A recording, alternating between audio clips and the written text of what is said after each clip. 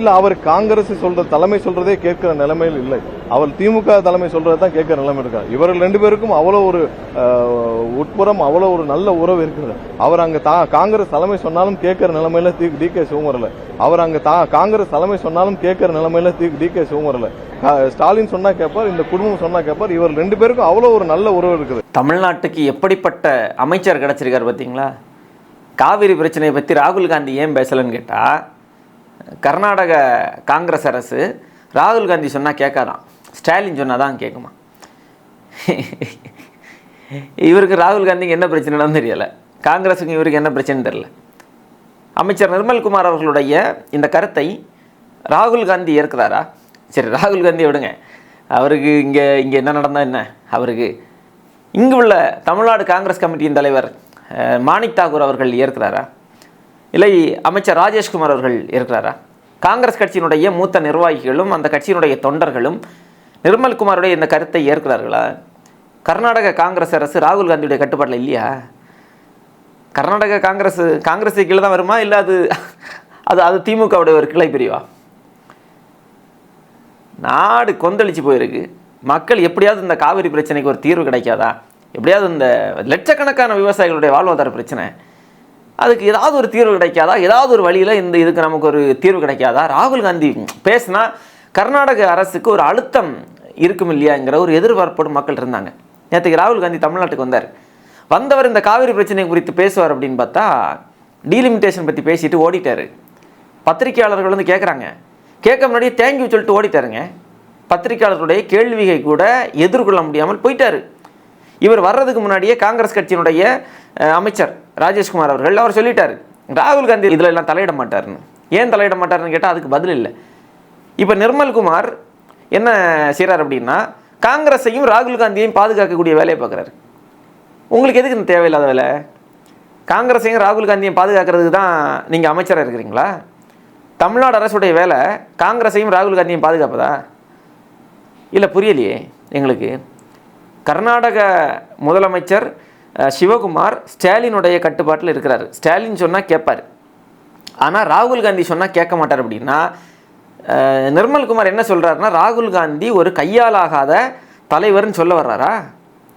ராகுல் காந்தி இந்த நாட்டினுடைய எதிர்க்கட்சி தலைவர், பிரதமர் வேட்பாளர், காங்கிரஸ் கட்சியினுடைய பிரதமர் வேட்பாளர்.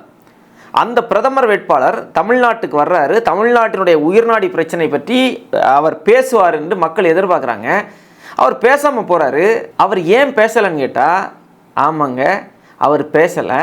அவர் பேசாதது அதை நாங்கள் கண்டிக்கிறோம்.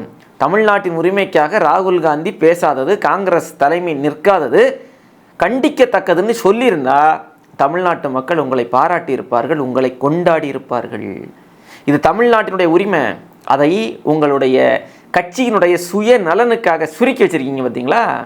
அதனால தான் சொல்கிறோம், இந்த காங்கிரஸ் கட்சி எந்த அளவிற்கு ஒரு தமிழர் விரோத கட்சியோ அதை விட அதிக அளவுக்கு தமிழர் விரோத கட்சி நீங்கள். ஏன் தெரியுமா? இந்த காங்கிரஸ் கட்சி தமிழ்நாட்டின் உரிமைகளுக்காக, தமிழர்களின் உரிமைகளுக்காக என்றைக்குமே நிற்காது அப்படிங்கிறது எல்லோருக்குமே தெரிந்த செய்தி. ஏன் கடந்த காலங்களில் திமுக அதிமுக ஆட்சி, அந்த ஆட்சிகளின் மீது நமக்கு கடுமையான விமர்சனங்கள் உண்டு. ஆனால் குறைந்தபட்ச மாநில உரிமைகள் என்று வருகிற போது ஓரளவுக்கு அவங்க பேசவாது செய்வாங்க. இந்த கட்சிகளுக்கு, இந்த காங்கிரஸ் பாஜக கட்சிகளுக்கெல்லாம் தமிழ்நாட்டில் ஏன் அமைச்சரவையில் இடம் கொடுக்கல தெரியுமா? இதனால தான். கொடுத்து வீணு. என்றைக்குமே இந்த தேசிய கட்சிகள் தமிழ்நாட்டின் உரிமைகளுக்காக நிற்காது. தமிழ்நாட்டின் உரிமைகளுக்காக மட்டும் இல்லை, இவர்கள் மாநிலத்தின் நலனுக்காக இவர்கள் நிற்கவே மாட்டார்கள். அப்படி முழுக்க தமிழர் விரோத போக்கை கடைபிடிக்கக்கூடிய இந்த கட்சிக்கு எதுக்கு 2 அமைச்சர்கள்? கச்சத்தீவு பிரச்சனையில் காங்கிரஸுடைய நிலைப்பாடு என்ன? இப்போ கேளுங்க. கொடுத்தது தான் தூக்கி திரும்ப வாங்க முடியாதுன்னு சொல்லும் காங்கிரஸ். கச்சத்தீவை தூக்கி கொடுத்தது காங்கிரஸ். நீட் தேர்வை இந்த நிலப்பரப்புக்குள் கொண்டு வந்தது காங்கிரஸ். கூடங்குளத்தில் அணு உலையை நிறுவியது காங்கிரஸ். இங்கே ஒவ்வொரு பிரச்சனையாக வருங்க, அத்தனைக்கும் பின்னாலும் இந்த காங்கிரஸ் தான் நிற்கும். இந்திய திணித்தது காங்கிரஸ். இன்னைக்கு பாஜக செயல்படுத்தி கொண்டிருக்கக்கூடிய அத்தனை திட்டங்களுக்கும் வடிவம் கொடுத்தது காங்கிரஸ். நாடாளுமன்றத்தில் அன்னைக்கு அவங்களுக்கு செயல்படுத்துவதற்கு பெரும்பான்மை இல்லை. அதனால் இந்த திட்டங்கள் எல்லாம் அவங்களால நடைமுறைப்படுத்த முடியலை. பெரும்பான்மை இருந்திருந்ததுன்னா இன்னைக்கு பாஜக கொண்டு வரக்கூடிய அத்தனை மாநில உரிமைகளுக்கு எதிரான திட்டங்களையும் காங்கிரஸ் அன்றைக்கே நடைமுறைப்படுத்தி இருக்கும். அப்படிப்பட்ட ஒரு காங்கிரஸ் கட்சிக்கு எதுக்கு தமிழ்நாட்டில் 2 அமைச்சர்கள்? உண்மையிலேயே தமிழக வெற்றி கழக அரசு தமிழ்நாட்டின் நலனுக்கான ஒரு கட்சியாக இருந்திருந்தால் என்ன தெரியுமா செஞ்சுருப்பாங்க? 2 அமைச்சர் தந்திருக்கிறோம், ஆனால் உங்களுடைய கட்சியின் தலைமை தமிழ்நாட்டிற்காக ஒரு வார்த்தை கூட பேசலை, நீங்கள் வெளியேறிடுங்க, நீங்களா அமைச்சரவையிலிருந்து நீங்கள் ராஜினாமா பண்ணிடுங்க, இல்லை என்றால் நாங்களாக உங்களை நீக்க வேண்டிய சூழல் வரும்னு எச்சரிக்கை விடுத்திருக்கணுமா இல்லையா? ராகுல் காந்தி தமிழ்நாட்டுக்கு வர்றாரு, அவர் வர்றதுக்கு முன்னாடியே கர்நாடகா முதலமைச்சர்கிட்ட பேசிட்டு வர சொல்லுங்கள், இல்லைன்னா வர வேண்டாம்னு சொல்லுங்கள், நாங்கள் கடுமையாக எதிர்ப்போம் சொல்லுங்கள். சொல்லியிருக்கணும் இல்லையா? ஏன் சொல்லலை? எதுவுமே சொல்லலை அப்படின்னா நீங்கள் எப்படி தமிழ்நாட்டிற்கான தமிழர்களுக்கான உரிமைகளுக்காக நீங்கள் நிற்பீங்க?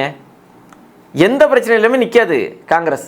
முல்லை பெரியாற்று பிரச்சனையிலும் தமிழ்நாட்டிற்காக நிற்காது. இதே நிலைப்பாட்டை தான் அவர்கள் எடுப்பார்கள். அங்கேயும் காங்கிரஸ் அரசு தான் இருக்குது. பேச சொல்லுங்கள் ராகுல் காந்தியை. பேச மாட்டார். அவர் வயநாட்டில் நாடாளுமன்ற உறுப்பினராக இருந்தவர். இப்போ அவருடைய சகோதரி பிரியங்கா காந்தி அங்கே நாடாளுமன்ற உறுப்பினராக இருக்கிறாங்க. அவங்களுடைய நிலைப்பாடு என்ன கேளுங்க. முல்லை பெரியாறு விவகாரத்தில் பிரியங்கா காந்தியுடைய நிலைப்பாடு என்ன? யாருடைய பக்கம்? நீங்கள் தமிழ்நாட்டின் பக்கமா இல்லை கேரளாவின் பக்கமா? சொல்லுங்கள். நீங்கள் தேசிய கட்சியாச்சே, நீங்கள் தான் மாநில கட்சி இல்லை, தேசிய கட்சி தானே. சொல்லுங்கள். நிற்க மாட்டாங்க, பேச மாட்டார்கள். ஒருபோதும் தமிழர் நலனுக்காக நிற்காத இந்த கட்சியை தலையில் தூக்கி வைத்து கொண்டாடி கொண்டிருக்கக்கூடிய தாவேகா அரசு மிகப்பெரிய பச்சை துரோகத்தை செய்து கொண்டே இருக்கிறது. சரி, அமைச்சரவையில் இடம் கொடுத்தீங்க, சரி, இப்போ கண்டிங்கங்க, பேசுங்க, வாய் திறந்து பேசுங்க. முதலமைச்சரை சொல்லுங்க, தமிழர்கள் மீது அவ்வளோ அக்கறைன்னா சொல்லுங்க. பேச மாட்டார். கர்நாடகாவில் இவருடைய திரைப்படத்தினுடைய போஸ்டரை வந்து கிழிக்கிறாங்க. அவர் முதலமைச்சர், அவர் மீது நமக்கு விமர்சனங்கள் உண்டு, அது வேற. ஆனால் ஒரு தமிழ் திரைப்படத்தினுடைய ஒரு போஸ்டரை காவிரி பிரச்சனைக்காக கிழிக்கிறாங்க அப்படின்னா அது சினிமா பிரச்சனை அல்ல, அது அரசியல் பிரச்சனையாக மாறிவிட்டது. அதுக்கு எதிராக ஏதாவது பேசினாங்களா இவங்க? எதுக்குமே நீங்கள் பேச மாட்டீங்க. மக்கள் கேள்வி எழுப்புனா, யாரை நோக்கி மக்கள் கேள்வி எழுப்புறாங்களோ அவங்கள பாதுகாக்கிற வேலையும் செய்வீங்க. அப்படின்னா உங்களுடைய இந்த இரட்டை வேடத்தை மக்கள் மிக தெளிவாக புரிந்து கொண்டார்கள். இந்த காங்கிரஸை நீங்கள் தூக்கி சுமப்பது என்பது உங்களுக்கு மிகப்பெரிய சிக்கலை ஏற்படுத்த போகிறது எதிர்காலத்தில். இன்னும் 2 மாதத்திலேயே நீங்கள் வந்து இப்படி பிதற்ற அளவுக்கு நீங்கள் போயிட்டீங்க. ராகுல் காந்தி ஏன் பேசலன்னு கேட்டால் ஸ்டாலின் கட்டுப்பாட்டில் இருக்கிறாருன்னு முட்டு கொடுக்குற அளவுக்கு, முட்டு உடையிற அளவுக்கு முட்டு கொடுக்குற இடத்துக்கு நீங்கள் போயிட்டீங்க. இன்னும் கொஞ்ச நாள் போக போக இந்த காங்கிரஸினுடைய செயல்பாடுகள் எல்லாம் உங்களுக்கு தெரியும். நீங்கள் மாநில உரிமையை பேசக்கூடிய கட்சி தானே, தமிழக வெற்றி கழக மாநில கட்சி தானே, மாநில உரிமைகளுக்காக நாங்கள் நிற்போம் என்று சொல்லக்கூடிய கட்சி தானே, மாநில உரிமைகளுக்காக நிற்போம் என்று சொல்லக்கூடிய ஒரு கட்சியில் தேசிய கட்சியினுடைய 2 அமைச்சர்களை வச்சுட்டு நீங்கள் எப்படி மாநில உரிமைகளுக்காக நிற்கிறீங்க அப்படிங்கிறத நம்ம பார்ப்போம். மேகதாது பிரச்சனையில் போக போக தெரியும். கர்நாடகா தன்னுடைய முடிவில் தீர்க்கமாக இருக்கத்தான் போகிறது. கர்நாடகா காங்கிரஸ் என்பது அது ஒரு தீர்க்கமான ஒரு மாநில கட்சியாகத்தான் அது அங்கே இருந்து வருகிறது. இன்னைக்கு நேற்றுக்கு இல்லை, காலாகாலமாக ஒவ்வொரு முறையுமே கர்நாடக காங்கிரஸ் எப்படி இருக்குன்னா இப்படி தான் இருக்குது. கர்நாடகாவின் உரிமைக்காக தான் நிற்குது. இப்போது கர்நாடகாவில் பாஜக ஆட்சி இருந்ததுன்னா பாஜகவும் இதே நிலைப்பாடு தான் அங்கே எடுக்கும். ஆனால் தமிழ்நாடு காங்கிரஸ் என்ன செய்யும்? அங்கே பாஜக அரசு இருந்ததுன்னா அதை எதிர்க்கும். ஏதோ தமிழர்களுக்காக எதிர்ப்பது போன்று அதெல்லாம் கிடையாது. அவர்களுடைய அரசியல் ஆதாயத்திற்காக எதிர்ப்பாங்க. இதுக்கு முன்னாடி பாஜக அரசு இருந்தப்போ தமிழ்நாடு காங்கிரஸ் கமிட்டியினர் வந்து எதிர்த்தாங்களே, கர்நாடகா தான் வஞ்சிக்கிறது, கர்நாடக அரசு துரோகம் செய்கிறதுன்னு. இப்போ சொல்லுங்க, பேசுங்க. கர்நாடக காங்கிரஸ் அரசு தமிழர்களுக்கு பச்சை துரோகத்தை இழைக்கிறது. எங்களுடைய தேசிய தலைமை கர்நாடகாவின் பக்கம்தான் இருக்கிறது. கர்நாடகாவை கண்டித்து தமிழர்களுக்கு கிடைக்க வேண்டிய உரிமையை கிடைக்க விடாமல் செய்து கொண்டிருக்கிறது தேசிய காங்கிரஸ் தலைமை. பேசுங்க. உண்மையிலே காங்கிரஸ் கட்சியை சார்ந்தவர்கள் தமிழ்நாட்டின் உரிமைக்காக நீங்கள் நின்றுருந்தீங்கன்னா நீங்கள் இதை பேசியிருந்திருக்கணும். உங்களுக்கு தமிழ்நாட்டின் உரிமை தான் முக்கியம் என்றால் நீங்கள் பேசியிருக்கணும். இல்லைனா தமிழ்நாட்டில் எதுக்கு உங்களுக்கு கட்சி? தமிழ்நாட்டின் உரிமைக்காக பேசாத நபர்களுக்கு எதுக்கு தமிழ்நாட்டில் கட்சி? காங்கிரஸை தூக்கி வச்சிருக்கீங்க இல்லையா தாவேகா. இந்த காங்கிரஸாலே தாவேகாவினுடைய வீழ்ச்சி இந்த புள்ளியிலிருந்து ஆரம்பித்து விட்டது.